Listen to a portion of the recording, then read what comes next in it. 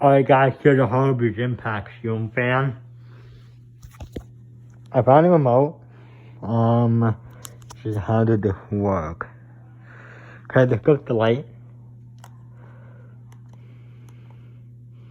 It doesn't want to work. Let's turn. Switch it off. Switch is on. Low.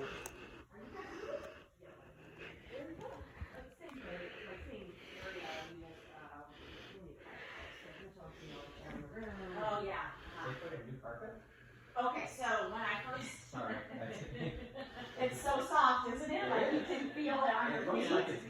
It's brand new. So, when I decided I was gonna rent the place, you know, Go pretty fast on low.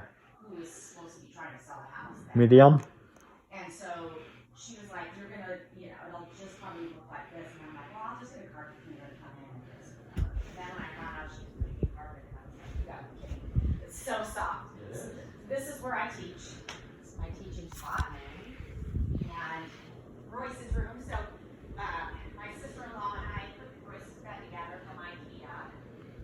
So Here's high. and then here's his desk, and then I just got him that computer. Onto low. It's on a